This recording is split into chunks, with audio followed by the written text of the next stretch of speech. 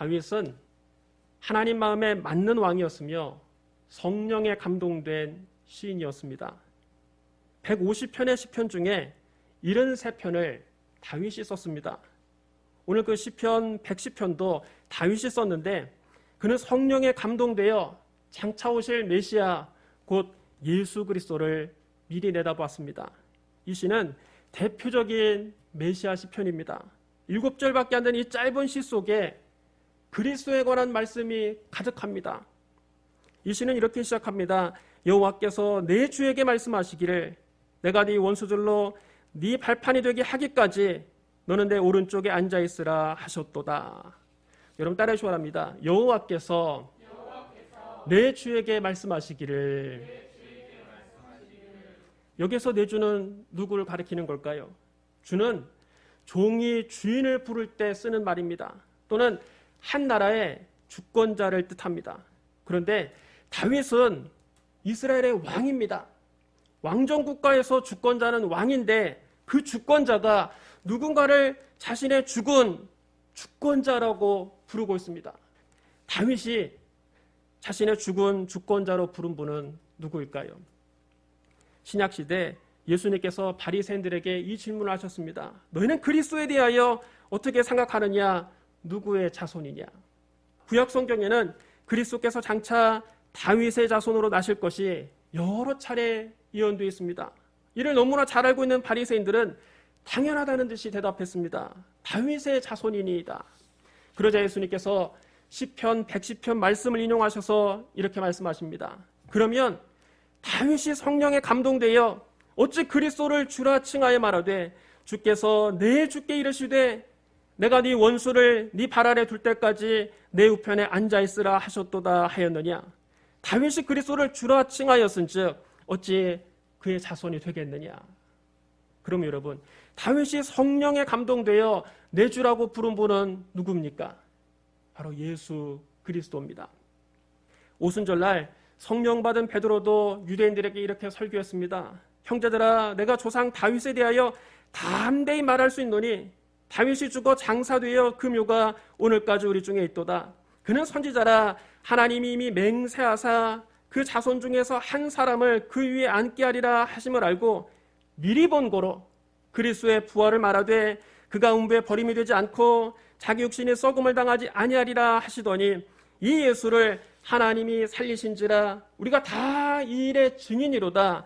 하나님이 오른손으로 예수를 높이심에 그가 약속하신 성령을 아버지께 받아서 너희가 보고 듣는 이것을 부어주셨느니라.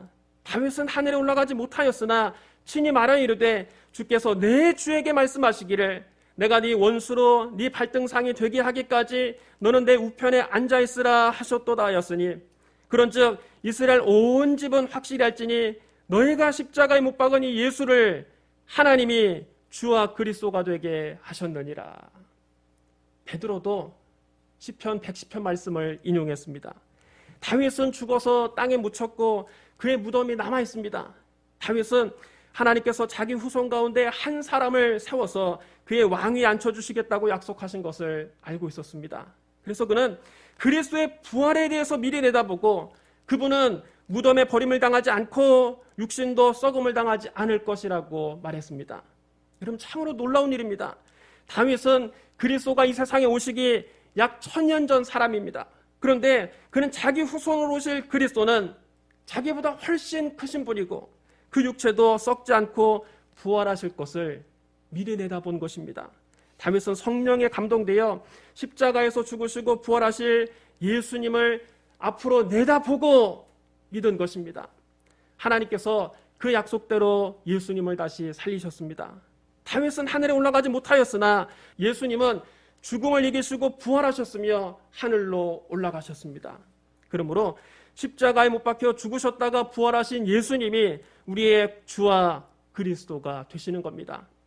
예수 그리스도는 다윗의 자손일 뿐만 아니라 다윗의 주님이십니다.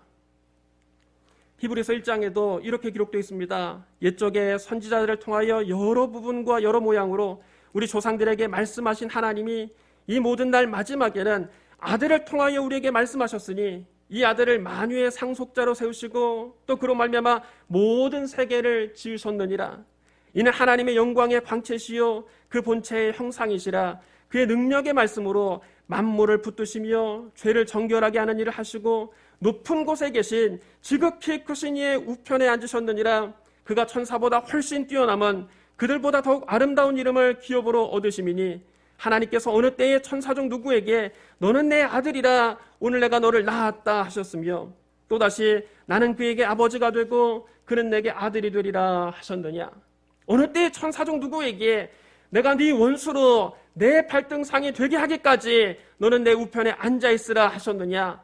모든 천사들은 섬기는 영으로서 구원을 받을 상속자들을 위하여 섬기라고 보내심이 아니냐. 그러면 여러분, 하나님께서 누구에게 너는 내 우편에 앉아있으라 말씀하신 겁니까? 바로 십자가에서 죽으시고 부활하셔서 하늘에 오르신 예수 그리스도입니다. 하나님께서 우리 주 예수 그리스도에게 말씀하셨습니다. 내가 네 원수들로 네 발판이 되게 하기까지 너는 내 오른쪽에 앉아있으라. 여러분 따라해 주랍니다. 너는 내 오른쪽에 앉아있으라. 하늘로 오르신 예수 그리스도는 지금 하나님 보좌 우편에 앉아 계십니다. 에베소서 1장 17절로 22절에 이렇게 기록되어 있습니다. 우리 주 예수 그리스도의 하나님 영광의 아버지께서 지혜와 계시의 영을 너희에게 주사 하나님을 알게 하시고 너희 마음의 눈을 밝히사 그의 부르심의 소망이 무엇이며 성도 안에서 그 기업의 영광의 풍성함이 무엇이며 그의 힘의 위력으로 역사하심을 따라 믿는 우리에게 베푸신 능력의 지극히 크심이 어떠한 것을 너희로 알게 하시기를 구하노라.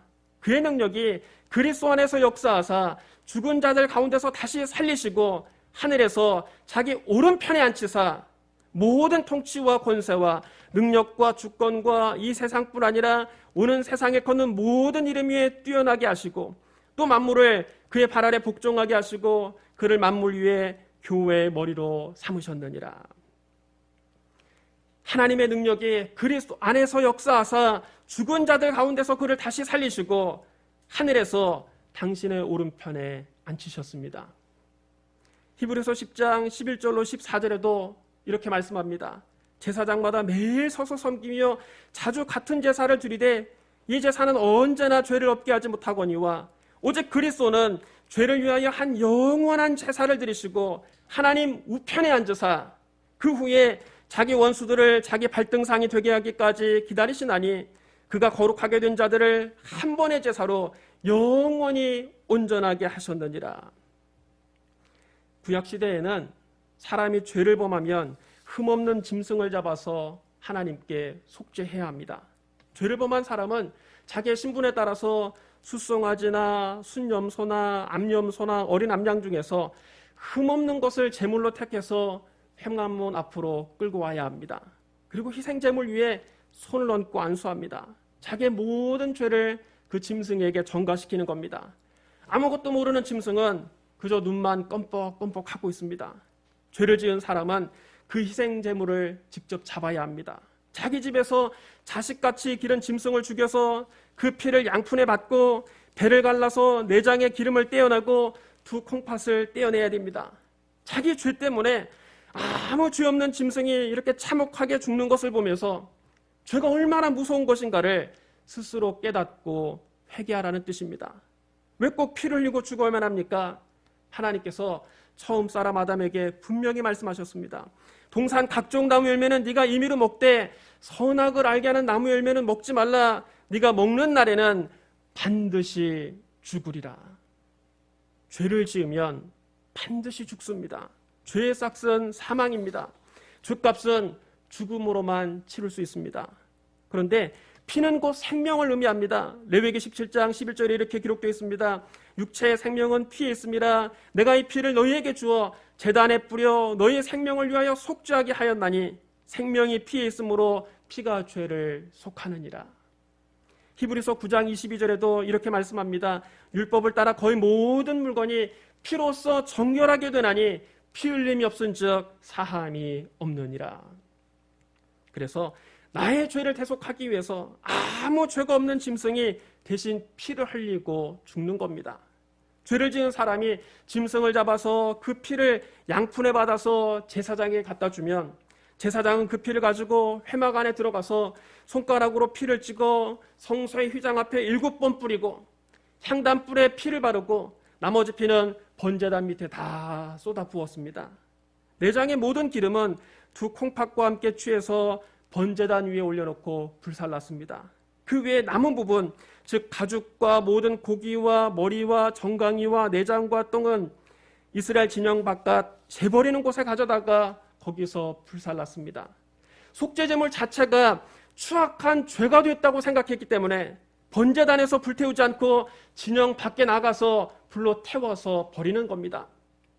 구약시대에는 이렇게 속죄 제사를 통해서 하나님께 죄사함을 받았습니다. 그런데 짐승을 잡아서 드리는 이 제사는 완전한 것이 아니었습니다. 짐승을 잡는 이 제사는 죄를 완전히 없게 하지 못했습니다. 그래서 죄를 지을 때마다 이 제사를 또 반복해야 됩니다. 똑같은 제사를 또 드려야 됩니다. 따라서 구약시대 제사장들은 매일 서서 자주 같은 제사를 드려야만 했습니다. 그런데 신약시대 예수님은 우리를 위한 영원한 속죄제물이 되셨습니다. 아무 흠도 없고 거룩하신 하나님의 아들이 인간의 몸을 입고 이 세상에 오셔서 우리 대신 당신이 친히 속죄제물이 되어 십자가에서 몸을 찢고 피를 흘리셨습니다. 고린도후서 5장 21절에 이렇게 기록되어 있습니다. 하나님이 죄를 알지도 못하신 이를 우리를 대신하여 죄로 삼으신 것은 우리로 하여금 그 안에서 하나님의 의가 되게 하려 하심이라. 속죄제물은 진영 바깥에 재 버리는 곳에서 불태웠는데 예수님은 우리의 속죄제물이 되셔서 예루살렘 성문 밖에서 십자가에 달리셨습니다. 예수님은 예루살렘 성 안에서 십자가에 달린 것이 아니라 성문 밖에 있는 해골이라고 하는 곳에서 참혹하게 십자가에 달려 버려지신 겁니다. 이처럼 예수님은 우리의 죄를 사해 주시려고 대속의 피를 흘려 단번에 영원한 속죄의 제사를 드리셨습니다. 구약시대 제사장들이 짐승을 잡아서 드린 제사는 죄를 완전히 없게 하지 못했기 때문에 그들은 앉아있을 수 없었습니다. 그들은 매일 서서 자주 같은 제사를 반복해야만 했습니다. 그러나 신약시대 우리 주 예수님은 단번에 영원한 속죄의 제사를 완성하셨기 때문에 더는 서서 일하실 필요가 없습니다. 주님은 하나님 보좌 우편에 앉으셨습니다. 히브리서 12장 2절에도 이렇게 기록되어 있습니다. 믿음의 주여 또 온전하게 하시는 예수를 바라보자. 그는 그 앞에 있는 기쁨을 위하여 십자가를 참으사 부끄러움을 개의치 아니하시더니 하나님 보좌 우편에 앉으셨느니라. 여러분 따라해 주시기 바랍니다. 하나님 보좌 우편에 앉으셨느니라. 그 다음 하나님은 우리 주 예수 그리스도에게 말씀하셨습니다. 너는 멜기세덱의 서열을 따라 영원한 제사장이라. 여러분 따라해 주시기 바랍니다. 너는 멜기세덱의 서열을 따라 영원한 제사장이라. 여러분 멜기세덱이 누굽니까? 아브라함에게는 아끼는 조카가 하나 있었습니다. 그 이름은 롯인데 아브라함의 막내 동생 하란의 아들입니다. 막내 동생 하란이 일찍 죽자 아브라함이 고아가 된 롯을 거두어 들였습니다.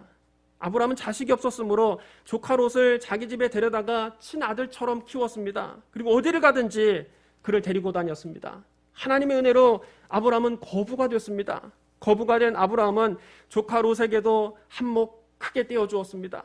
그래서 아브라함의 짐승떼도 많고 롯의 짐승떼도 많았습니다. 그러나 목초지는 당시에 많지가 않았고 물도 귀했습니다. 그들의 소유가 너무 많아서 그들이 함께 살기에는 그 땅이 너무 좁았습니다. 그러니까 아브라함의 목자들과 롯의 목자들이 서로 목초지를 점령하겠다고 다투고 서로 물을 차지하겠다고 싸웠습니다. 삼촌과 조카 사이가 원래 부모 자식처럼 좋았는데 점점 이 일 때문에 얼굴 붉히는 일이 많아졌습니다. 아브라함이 어린 조카와 다투려고 하니까 쫌스럽고 민망해서 견딜 수가 없었습니다. 그래서 결단을 내립니다. 아브라함이 롯에게 말했습니다. 우리는 한 친족이라 나나 너나 내 목자나 네 목자나 서로 다투게 하지 말자. 네 앞에 온 땅이 있지 아니하냐. 나를 떠나가라. 네가 좌하면 나는 우하고 네가 우하면 나는 좌하리라. 아브라함은 롯에게 아버지 같은 삼촌입니다. 롯이 일찍 부모를 여의고 고아가 됐을 때 아브라함이 롯을 거둬서 지금까지 먹이고 입히면서 길렀습니다. 또 롯은 아브라함의 도움으로 지금 같은 넉넉한 재산을 소유할 수 있었습니다. 롯이 은혜를 아는 사람이라면 마땅히 이렇게 말했어야 합니다. 삼촌, 제가 지금까지 삼촌 덕분에 이렇게 잘 컸고 또 삼촌 덕분에 큰 부자가 됐습니다. 그러니 삼촌이 먼저 좋은 땅을 선택하십시오. 그러면 제가 나머지 땅을 선택하겠습니다. 그러나 롯은 은혜는 물에 새기고 원한은 돌에 새겼습니다. 그는 삼촌이 자기에게 베푼 은혜는 새카맣게 잊어버리고 삼촌 집에 얹혀 살면서 서운했던 것만 마음에 담아두었습니다. 그는 속으로 이렇게 생각했습니다. 어휴, 내가 삼촌 집에 얹혀 살면서 그동안 얼마나 눈칫밥 먹으면서 살아왔느냐. 나도 이제 빨리 이 집에서 나가 독립하고 싶다. 이참에 삼촌과 갈라서야 되겠다. 롯은 눈을 들어서 유단 지역을 바라보았습니다. 그곳은 온 땅에 물이 넉넉하여 아름답기가 마치 에덴 동산 같고 비옥하기가 마치 애굽의 나일강 주변 같았습니다. 유단 지역의 비옥함을 확인한 롯은 염치불고하고 자기가 먼저 유단 지역을 날름 차지하고 동쪽으로 떠나버렸습니다. 아브라함은 뒤도 안 보고 떠나는 조카 롯을 보면서 한편으로는 조카에게 배신당한 것 같아 씁쓸하기도 하고 또 한편으로는 품 안의 자식을 떠나보는 것 같아서 안타깝기도 했습니다. 사실 인간적인 관점에서 보면 롯은 탁월한 선택을 했습니다. 목축업을 하는 사람이 물이 넉넉하고 풀이 많은 땅을 선택한 것은 성공이 보장된 것이나 다름없습니다. 롯은 처음에는 물이 넉넉하고 비옥한 요단 평지에서 기분 좋게 목축업을 했습니다. 사방에 물이 넉넉하고 풀이 많으니까 양과 소와 나귀와 약대들이 무럭무럭 잘 컸습니다. 그것들이 금방 자라서 새끼를 낳고 또 그 새끼가 금방 자라서 새끼를 낳았습니다. 이렇게 해서 롯은 금방 거부가 될 것만 같았습니다. 그런데 요단 평지 가까운 곳에 소돔성과 고모라 성이 있었습니다. 시골에서 가축만 키우던 사람이 도시의 화려한 불빛을 보자 그만 거기에 마음을 빼앗기고 말았습니다. 소돔과 고모라는 성적인 타락이 극에 달한 도시였습니다. 그들은 남녀간의 쾌락으로도 만족하지 못해서 남자가 남자와 동침하는 동성애를 즐겼습니다. 인류 최초로 동성애가 유행했던 곳이 바로 소돔과 고모라입니다. 그런데도 롯은 그 도시의 화려한 유혹에 점점점 빠져들었습니다. 나중에는 유단들에 있는 자기 자산을 다 정리해서 아예 소돔성 안으로 이사를 가버렸습니다. 마치 불나방이 불 속에 들어가듯 롯은 소돔성의 화려한 불빛 속으로 들어갔습니다. 화려한 도시 생활은 처음에는 대만족이었습니다. 거기에는 향락과 쾌락이 있었습니다. 밤마다 미끈하게 잘 빠진 아가씨들이 그를 유혹했습니다. 거리마다 진귀한 물건들이 그의 눈을 즐겁게 했습니다. 롯은 큰 재산가였기 때문에 가는 곳마다 환영을 받았습니다. 그러나 롯의 이 즐거움은 오래가지 못했습니다. 갑자기 소돔 땅에 전쟁이 일어났습니다. 그 당시 근동의 패권을 장악하고 있던 사람은 엘람 왕 그돌라오멜이었습니다. 그는 잔인하기로 악명 높은 정복자였습니다. 그는 사해 주변의 5 왕국, 그 소돔과 고모라와 아드마와 스보임과 벨라를 점령하고 이들에게 조공을 받으며 이들을 온갖 박해하던 사람이었습니다. 이 5 왕국은 12년 동안이나 그돌라오멜을 섬기면서 조공을 바쳐왔습니다. 13년째가 되자 더 이상을 참을 수 없다고 생각했던 소돔, 고모라, 아드마, 스보임, 벨라 등 5 나라의 왕이 연합군을 편성해서 그돌라오멜 왕에게 반기를 들었습니다. 그러자 그돌라오멜 왕이 크게 노해서 시날과 엘라살과 고임 등 3 나라와 동맹을 맺고 그들을 제압하러 쳐들어왔습니다. 그래서 그돌라오멜 왕이 이끄는 4개국 동맹군과 사해 주변의 5개국 연합군이 시딤 골짜기에서 만나 큰 전쟁을 벌였습니다. 시딤 골짜기는 지금의 사해를 말합니다. 사해 주변 5개국 연합국은 질풍처럼 돌격해오는 그돌라오멜 왕의 동맹군에게 또 패하고 도망가기 급급했습니다. 그돌라오멜 왕은 여세를 몰아서 소돔과 고모라를 아예 자기 영토로 복속시키고 그곳의 재물과 양식을 모두 빼앗았습니다. 뿐만 아니라 소돔과 고모라에 살고 있던 많은 사람을 포로로 끌고 갔는데 그때 그 포로 중에 롯과 그 가족들도 있었습니다. 고대 사회에서 전쟁에 져서 포로로 끌려가면 노예가 되는 겁니다. 노예에게는 인권이라는 것이 없습니다. 그 당시 노예는 소나 돼지처럼 주인이 마음대로 사기도 하고 팔기도 할 수 있는 주인의 재산에 불과했습니다. 말하는 가축에 불과했습니다. 거기서 구살생으로 도망쳐 나온 사람 하나가 아브라함에게 와서 이 소식을 전해 주었습니다. 조카 롯과 그 가족들이 포로로 사로잡혀갔다는 소식을 들은 아브라함은 애가 탔습니다. 가만히 있을 수가 없었습니다. 자기 자식 같은 조카가 노예가 돼서 이제 가축 취급을 받으며 살게 됐는데 아브라함이 어떻게 손 놓고 앉아있을 수 있습니까? 그래서 자기 집에서 기르고 훈련시킨 사병 318명을 데리고 그돌로멜 뒤를 급히 뒤쫓아갔습니다. 한편 전쟁에서 대성을 거둔 그돌로멜 왕은 승리감에 도취되어 있었습니다. 그는 장병들에게 술과 고기를 내주고 마음껏 먹고 마시게 했습니다. 그 자신도 동맹국 새 왕과 더불어 밤새도록 술을 마셨습니다. 이제 더 이상 자기에게 대적할 세력이 없었기 때문에 그는 마음 놓고 술을 마시고 취한 겁니다. 아브라함과 사병들이 그곳에 도착했을 때 모두가 술에 거나하게 취해 있었습니다. 아브라함은 술에 취해서 무방비 상태가 된 적군을 포위해서 별로 힘도 안 들이고 그들을 전멸시켰습니다. 아브라함은 그들이 빼앗아간 모든 재산을 되찾았습니다. 자기 조카 롯과 그의 가족들도 구하고 조카의 모든 재산도 되찾아 주었습니다. 여러분, 이것은 일대 사건입니다. 왜냐하면 일국의 부족의 족장에 불과했던 아브라함이 당시 근동의 실력자 그돌로멜 왕과 그 동맹군을 크게 격파하고 대승리를 거두었기 때문입니다. 아브라함이 승전가를 부르고 돌아올 때 살렘왕 멜기세덱이 사회 골짜기, 곧 왕의 골짜기까지 나와서 아브라함을 영접했습니다. 본래 이곳은 승전하고 돌아오는 왕을 환영하는 곳입니다. 아브라함은 일개 족장에 불과했지만 왕처럼 환영을 받았습니다. 살렘왕 멜기세덱은 떡과 포도주를 가지고 나와서 아브라함을 축복했습니다. 천지의 주제시여 지극히 높으신 하나님이여 아브라함에게 복을 주옵소서. 너희 태적을 네 손에 붙이신 지극히 높으신 하나님을 찬송할지로다. 떡과 포도주를 가지고 나와서 아브라함을 환영하고 그에게 복을 빌어준 멜기세덱은 과연 누구일까요? 히브리서 7장 1절로 3절에는 멜기세덱을 이렇게 소개하고 있습니다. 이 멜기세덱은 살렘 왕이요 지극히 높으신 하나님의 제사장이라 여러 왕을 쳐서 죽이고 돌아오는 아브라함을 만나 복을 빈 자라. 아브라함이 모든 것의 10분의 1을 그에게 나누어 주니라. 그 이름을 해석하면 먼저는 의의 왕이요 그 다음은 살렘 왕이니 곧 평강의 왕이요 아버지도 없고 어머니도 없고 족보도 없고 시작한 날도 없고 생명의 끝도 없어 하나님의 아들과 닮아서 항상 제사장으로 있느니라. 여러분 따라해 주시랍니다. 하나님의 아들과 닮아서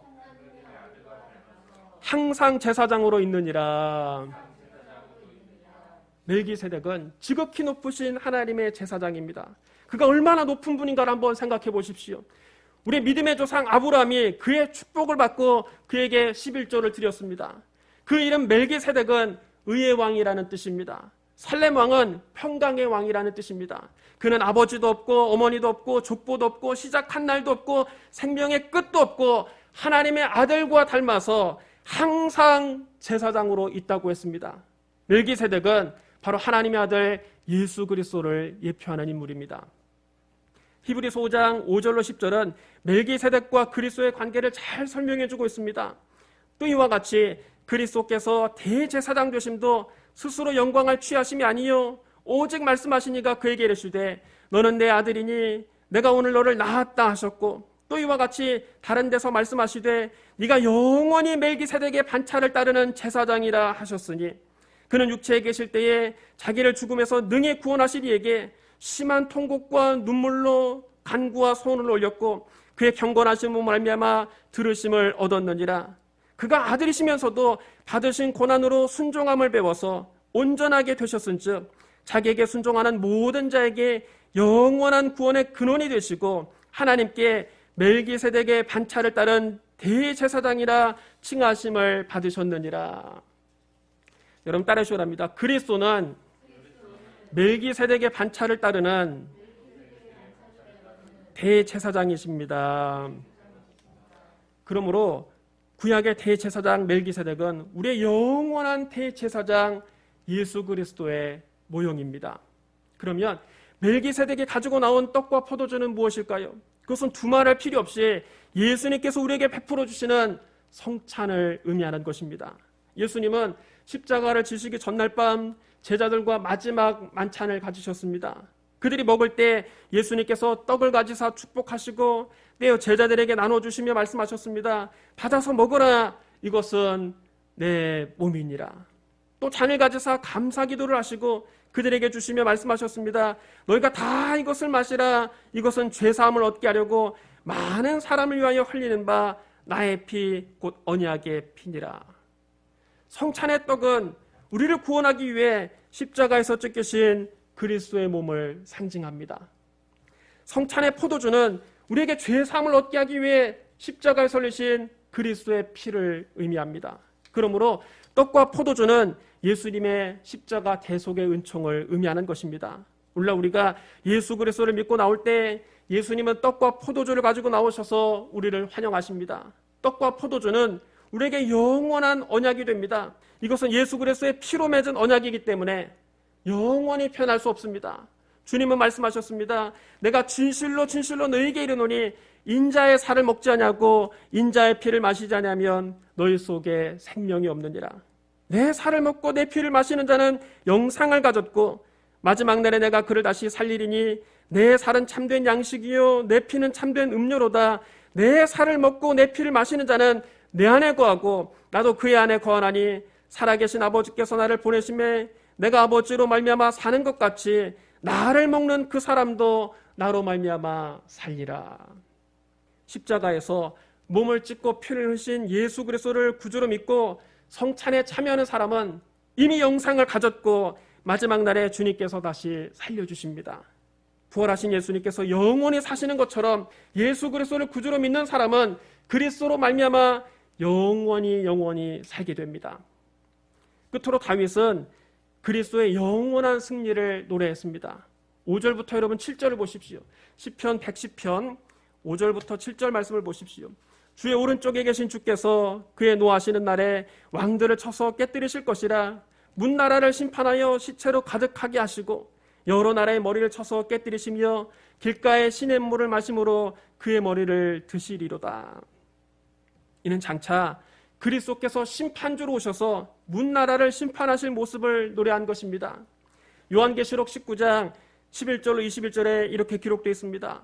또 내가 하늘이 열린 것을 보니 보라 백마와 그것을 탄 자가 있으니 그 이름은 충신과 진실이라. 그가 공의로 심판하며 싸우더라. 그 눈은 불꽃 같고 그 머리에는 많은 관들이 있고 또 이름 쓴 것 하나가 있으니 자기밖에 아는 자가 없고 또 그가 피 뿌린 옷을 입었는데 그 이름은 하나님의 말씀이라 칭하더라. 하늘에 있는 군대들이 희고 깨끗한 세마포 옷을 입고 백마를 타고 그를 따르더라. 그 입에서 예리한 검이 나오니 그것으로 만국을 치겠고 친히 그들을 철장으로 다스리며 또 친히 하나님 곧 전능하신 이의 맹렬한 진노의 포도주 틀을 밟겠고 그 옷과 다리에 이름 쓴 것이 있으니 만왕의 왕이요 만주의 주라 하였더라.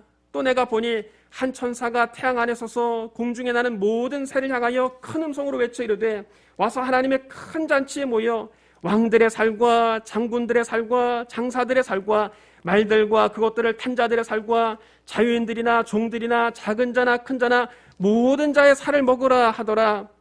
또 내가 보매 그 짐승과 땅의 임금들과 그들의 군대들이 모여 그 말탄 자와 그 군대와 더불어 전쟁을 일으키다가 짐승이 잡히고 그 앞에서 표적을 행하던 거짓 선지자도 함께 잡혔으니 이는 짐승의 표를 받고 그의 우상에게 경배하던 자들을 표적으로 미혹하던 자라. 이 둘이 산채로 유황불 묻는 못에 던져지고 그 나머지는 말탄 자의 입으로부터 나오는 검의 죽음에 모든 새가 그들의 살로 배불리더라. 마지막 때 만국을 심판하실 분은 만왕의 왕이요 만주의 주신 우리 주 예수 그리스도입니다. 사랑하는 성도 여러분, 다윗은 성령에 감동되어 그리스도를 노래했습니다. 다윗이 내 주라고 부른 분은 바로 우리 주 예수 그리스도입니다. 죽음을 이기고 부활하셔서 하나님 보좌 우편에 앉으신 분도 우리 주 예수 그리스도입니다. 멜기세덱의 서열을 따르는 우리의 영원한 제사장도 우리 주 예수 그리스도입니다. 마지막 때 이 세상을 심판하실 분도 우리 주 예수 그리스도입니다. 다윗은 시편 110편에서 오직 예수 그리스도만 노래했습니다.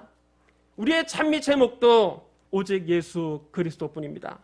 다윗이 성령에 감동되어 그리스도를 미리 본 것처럼 우리도 성령으로 충만하여 오직 예수 그리스도를 바라보고 오직 예수 그리스도를 믿고 오직 예수 그리스도를 의지하고 오직 예수 그리스도를 따르고 오직 예수 그리스도를 찬양하는 저와 여러분이 되시기를 주님의 이름으로 축원합니다.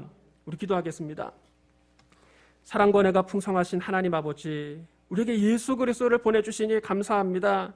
우리 주님은 십자가에서 죽으시고 부활하신 예수 그리스도뿐입니다. 우리 영원한 제사장도 예수 그리스도뿐입니다.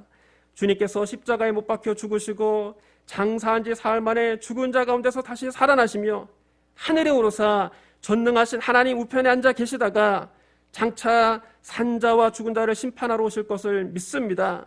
성령이여 날마다 우리를 그리스도 앞으로 인도하여 주시옵소서.